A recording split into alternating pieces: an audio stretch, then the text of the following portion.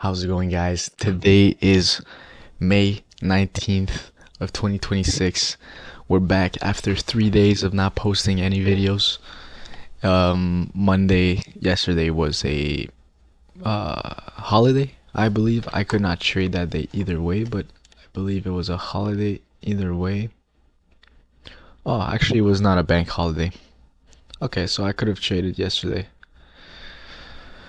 Well, I didn't know that, and either way, I had other plans. But today we traded, and as you can see by the title of this video, we made $170, I believe. Let me just check right now. Yeah. Anyway, I don't have much to say before, like as an intro.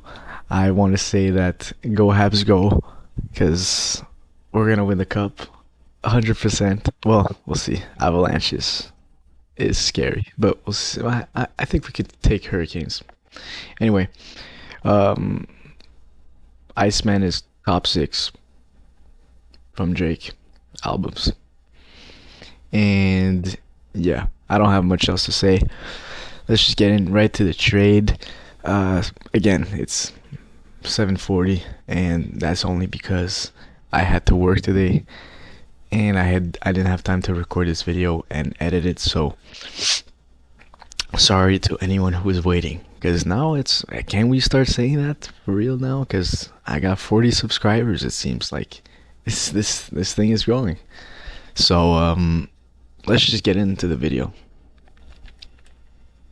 Okay, so I noted down 9:30 open on both indexes, ES and Nasdaq, as you can see right here, this vertical line.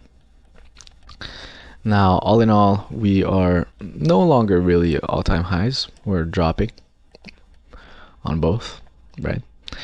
And so I'm looking at draws of liquidity towards the downside because I want to follow this bearish trend on both indexes, right? So Nasdaq looks like this as well. This is ES, but it looks around like this as well. And on both indexes, I'm focusing on this draw of liquidity right here. If you watched my video on Friday, I was talking about how it did not make sense that we would just leave this draw liquidity not touch while we had this movement all the way down here. Like, there's nothing down here that would really make the market want to go back up again, unless we have like some really important news by like Trump or something. But as far as I know, we didn't have any of that. So this is Nasdaq, looks around the same. This draw liquidity also very important. I believe Nasdaq was closer than ES before 9:30 to that draw, I mean. So before 9:30, we actually sweep this little draw that we made yesterday, Monday. That, by the way, I am sorry again that I did not trade that day. I thought we were on bank holiday because here in Canada it's Victoria Day, I believe. Yeah, I thought anyway. And so we swept, and at 9:30 we can see, if I go on the 1 minute, as soon as we sweep that draw, we move all the way up into this draw liquidity up here. This is on the 1 minute. ES was a bit more hesitant, right? I think ES had less of it didn't really want to go up as much, and that was a somewhat of an indicator for me. We sweep this draw, however, so that's good. I was paying attention to that. Honestly, I wanted to take a trade around here after we almost inverse this 1 minute fair value gap right here, and I could have and I should have probably. Why did I not do it though? Let's think about this. It's been 8 hours. Why didn't I do it? Well, I think it's mainly because I wanted to see if Nasdaq could retrace into a 5 minute and react off of it, because Nasdaq had just taken out this high, but there were more highs to the upside, so maybe Nasdaq wanted to go back into this 5 minute. I only noted down right here. And we did, and we had a reaction off of it, clean reaction, went up into this 1 minute gap. And around this time, what time is it on ES? Yeah, so if I had taken the trade on ES, I would have hit probably TP1 at this draw liquidity. That's not the main draw liquidity. That's lying down here is the main draw that I keep talking about. So would have hit TP1 and then break even, which is decent trade. It's what happened to me today, but I think the reason why it happened to me today was just unfortunate, honestly. So as I was saying, Nasdaq had swept this high up here.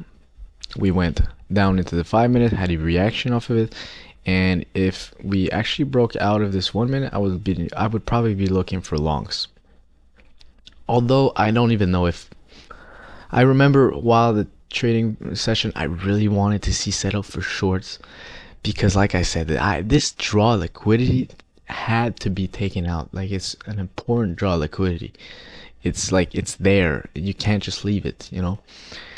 So that's where all the orders are. This is where it makes most sense for market to go. So after that, we actually react off this 1 minute. I'm actually pretty happy to see it. So as soon as I see, like, okay, we start actually moving towards lows, I enter around here. Yeah, I'm looking at this right now, and I don't remember my TP going all the way down, although it really should have, because that's where I was heading in my mind. So instead, we went into this draw liquidity, which is, you know, it's a decent trade, but it's like a uncompleted trade, if that makes sense. Like, we're not really gonna react off of this probably and go back up. We're gonna want the main draw liquidity. So that means my TP1 was here, and we hit it and got back up, and by then I had moved my stop to break even, and yeah, that just means TP1 got hit and then break even, so I got stopped out at break even around here. Really one tick away now that I look at it. Like, really unfortunate stuff. I remember being pretty frustrated. Anyway, that ended my trade right there, and look at that. After I had to look at this huge leg down. Yeah, sometimes that's just the way it goes.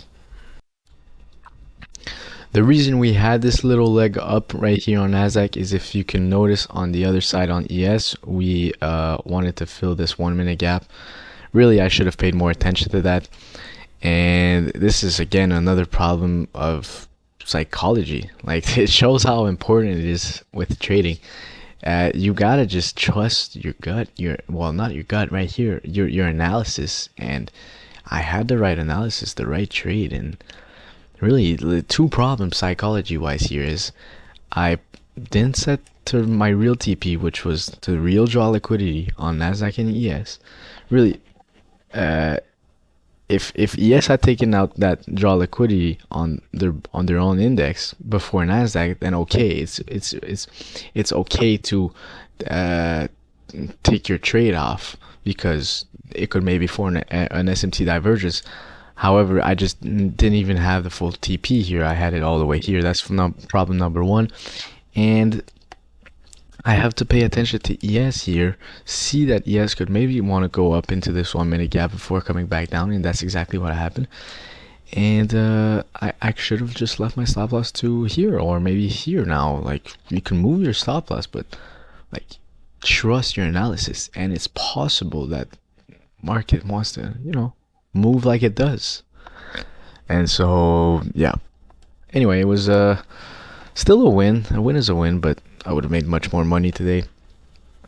I'm still down on the month because of that terrible week 2, and hopefully we can turn it around. We've had a couple good days so far. Yeah, 3 pretty good days after a horrible day on Wednesday. Yeah, that's pretty much what I had for you guys today. That's the only trade I took. I will be posting a video from my trade if I take a trade tomorrow. By the way, I've been noticing that now, because I'm doing this YouTube stuff, I feel almost this pressure that I need to take a trade every single day to post a YouTube video. I've been lucky, like every single day had pretty much a reason for me to take a trade. Like, there were good trades to take on New York session, but sometimes there are days where it's just you don't have to, and you shouldn't. Some days you can see it in the candle or the way the market is moving. Yeah, you can see it in the way the candles are forming. If they're separated, just stay off of it. Or you can maybe even look at Forex Factory, see that, yeah, big news events. Tomorrow is actually FOMC. I don't know if it's a big impact news tomorrow. We're not cutting rates. But yeah, so far we've had days since I've been on this channel. I think every day there was a reason for me to trade. Obviously I've lost, but that's just part of the process. But like sometimes I think I should like really look at it as a trader point of view and not as a person who has to put YouTube videos out every single day. So that's one thing I wanted to share with you. Thank you guys for watching this video. I'm looking at my channel growing and I'm loving it, and I want to see more comments. So I want to have more interaction. So like I said, you guys, I can answer you guys almost immediately. And if you have any question about trading at all, how to get started, anything, I'll tell you what I did, and I could even I could go step by step with you guys. This has changed my life. I don't know for the better or for the worse. That's what we're gonna figure out together in this journey. And I realize my outro is huge now. So see you guys tomorrow.